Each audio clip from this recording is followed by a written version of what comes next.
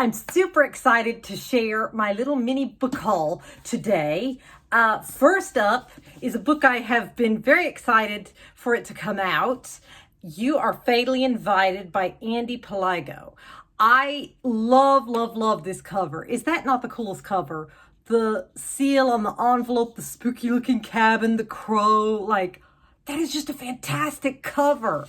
Okay, an exclusive thriller writer's retreat hosted on a private island turns lethal when one of the authors is found unalived in this twisty locked room mystery. When renowned anonymous author J.R. Alastor hires former aspiring writer Mila Delangelo to host a writing retreat at his private manor off the coast of Maine, she jumps at the chance, particularly since she has an axe to grind with one of the invitees. The guest list, 6 thriller authors, all masters of deceit, misdirection, and mayhem. Confess the crimes, survive the tropes. Alastor and Mila have masterminded a week of games, trope-fueled riddles. This sounds so fun. I hope that it doesn't let me down. It sounds so fun. And maybe a jump scare or two. The perfect cover for Mila to plot an unaliving of her own. But when a guest turns up dead, and it's not the unaliving she planned, Mila finds herself trapped in a different narrative altogether. One by one, you'll lose your turn. With the storm isolating the island and the body count rising, Mila must outwit a killer who knows literally every trick in the book until only one of us remains. Ooh, sounds so good. And then we have a cozy little mystery to give us a little break from all of the dark thrillers we read. Get Away with Unaliving, The Mountain Lodge Mysteries by Diane Kelly. As if hitting the half-century mark wasn't enough, Misty Murphy celebrated her landmark birthday by amicably ending her marriage and investing her settlement in a dilapidated mountain lodge at the top of the Blue Ridge Mountains. By the way, I love the Blue Ridge Mountains, so this setting is one of my favorites. I have been there many times and I absolutely love it. With the Oldian teetering on both a bluff and bankruptcy, she must have lost her ever-loving mind. Luckily, handyman Rocky Crowder has a knack for rehabbing virtual ruins and for doing it on a dime. And to Misty's delight, the lodge is fully booked on opening night, every room filled with flexible folks who'd slipped into spandex and ascended the peak for a yoga retreat with plans to namaste for a full week. Misty and her guests are feeling zen. At least until the yoga instructor is found dead. With a killer on the loose and the lodge's reputation hanging in the balance, Misty must put her detective skills to the test. Only one thing is as clear as a sunny mountain morning. She must solve the crime before the lodge ends up once again on the brink.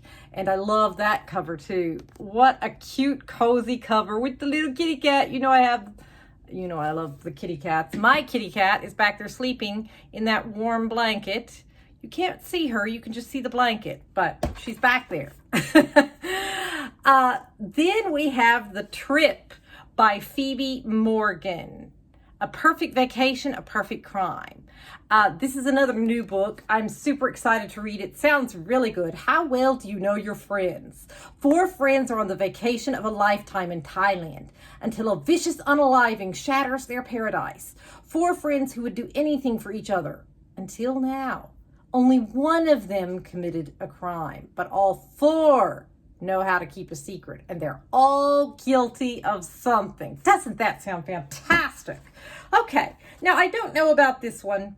It's labeled as horror, and I typically don't read horror, but I will say I have read a decent amount of horror that I enjoyed. I feel like, and tell me in the comments if you agree with me on this, because I would really be interested to see what you all think.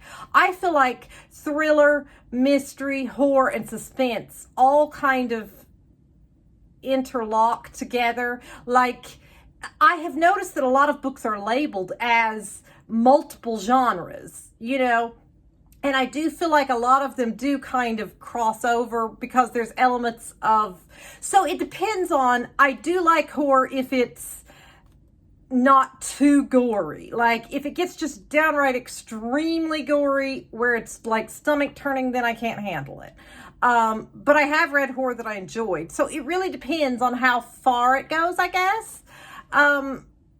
Because yeah, I feel like there's elements of all of those genres kind of mixed together a lot of times in these books. So the plot sounded very interesting to me. Scavenger Hunt by Danny Lamia. I have never heard of this author before, but the plot was what fascinated me. Caitlin Nilo is rich, driven, and ruthless. As CEO of her father's game company, she made Nilo Corporation a worldwide success, but at a cost. Along the way, she lost her marriage, and she rarely sees her twin daughters. Her job is her life, and it's the best game she's ever played. After her eccentric father unexpectedly passes away, Caitlin is stunned when she learns that instead of leaving the company to her, he has chosen to make his 5 heirs compete in one last game. Doesn't that sound good? A scavenger hunt with a $20 billion inheritance waiting at the end. But it turns out that losing a life in this game is more than symbolic. When a live video shows the brutal unaliving of one of Caitlin's greedy brothers, the surviving heirs discover a terrifying truth. Someone is controlling the game. Some old secrets and sibling rivalry take a dark turn as Caitlin and the others confront the demons of their past in their search for clues. What began as a family scavenger hunt has been twisted into a maniacal death trap from which the evil game master offers no escape. And when the game is over, only one of them will remain alive. You see why I was fascinated by that. So we'll see. Depends on how horror-filled it is. And lastly, we have Edwin Heel, The Secrets We Share. I love that cover too. I always love covers that have like a house on it with the lights shining out. Doesn't matter whether it's a fancy mansion or a creepy looking cabin. Like, I just love that.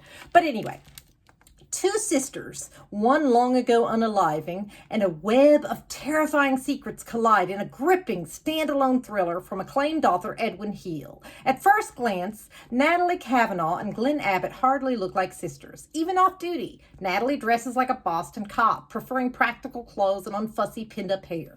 Her younger sister Glenn seems tailor-made for the spotlight, from her signature red mane to her camera-ready smile. Glenn has spent years cultivating her brand through her baking blog.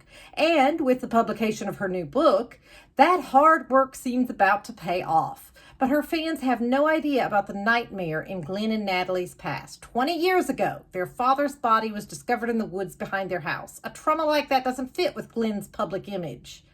Yet, maybe someone reading her blog knows something. There have been anonymous online messages, vague yet ominous, hinting that she's being watched. And with unsettling coincidences hitting ever closer to home, both Glenn and Natalie soon have more pressing matters to worry about, especially when a dead body is found in an abandoned building. Natalie is starting to wonder how much Glenn really knows about the people closest to her. But are there also secrets Natalie has yet to uncover about those she herself trusts? Sounds very interesting. So, I have a ton of books to read. I'm excited to get into it. I will be sharing a reading wrap-up of the week, either Friday or Saturday probably. Depends on how my reading week goes, how many books I love and how many books I DNF. And I've already had 2 DNFs this week, 2 4 stars, 1 3-star. So we'll see how it goes. And I will see you next time.